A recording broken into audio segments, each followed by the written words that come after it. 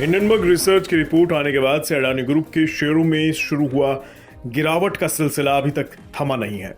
Hindenburg ने अपनी report में अडानी ग्रुप पर शेयरों की कीमतों में जोड़-तोड़ करने समेत कई आरोप लगाए थे। 24 जनवरी को हिंडनबर्ग की रिपोर्ट जारी हुई थी और उसके बाद से अडानी के शेयरों में जैसे भूचाल आ गया। अडानी ग्रुप ने अपनी तरफ से इन्वेस्टर्स के मन में भरोसा पैदा करने की कई कोशिशें की।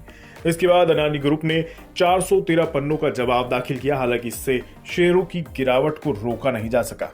उसके बाद से अडानी ग्रुप ने इस क्राइसिस से निपटने की स्ट्रैटेजी बदली और ये रणनीति है अपने कर्ज को कम करने की, ताकि इन्वेस्टर्स में भरोसा पैदा किया जा सके। साथ ही ये बताया जा सके कि अडानी ग्रुप के पास ना तो कैश की कमी है और ना ही उसकी कर्ज चुकाने की हैसियत कम है। साथ ही अडानी ग्रुप कर्ज को कम करने के जरिए बार बार उठने वाले इस सवाल का जवाब भी दे पाएगा कि ग्रुप कर्ज के बोझ तले दबा है।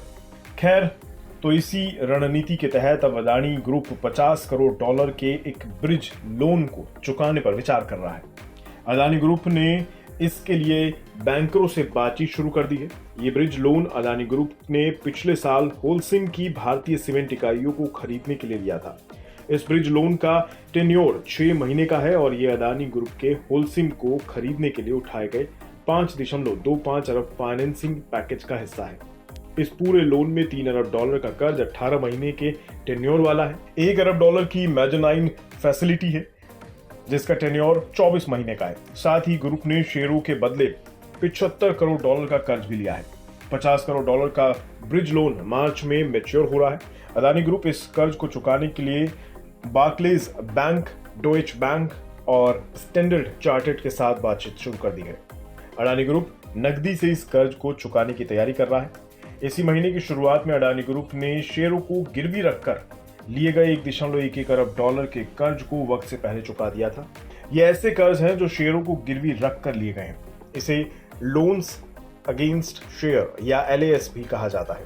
इस कदम से इन्वेस्टर्स में अडानी ग्रुप को लेकर भरोसा फिर से बहाल हो सकता है।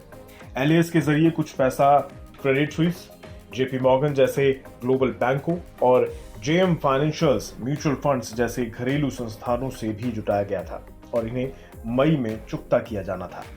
हालांकि इनमें से कुछ को पहले ही इस साल सितंबर और साल के अंत के लिए आगे बढ़ाया जा चुका है, जबकि कुछ लोन जनवरी 2024 में चुकाए जाएंगे। माना यह भी जा रहा है कि अडानी ग्रुप के प्रमोटर यानी अडानी फैमिली ने अपनी कुछ शेयर होल्डिंग्स को काटा भी है और कुछ इन्वेस्टमेंट को बेचकर पैसा इकट्ठा किया है। इसी तरह से अडानी ग्रुप की एक और दिग्गज कंपनी अडानी पोर्ट्स और सेज ने भी हाल में कहा है कि वो अगले फाइनेंशियल ईयर तक $5000 करोड़ के कर्जों को चुकाने की तैयारी में है।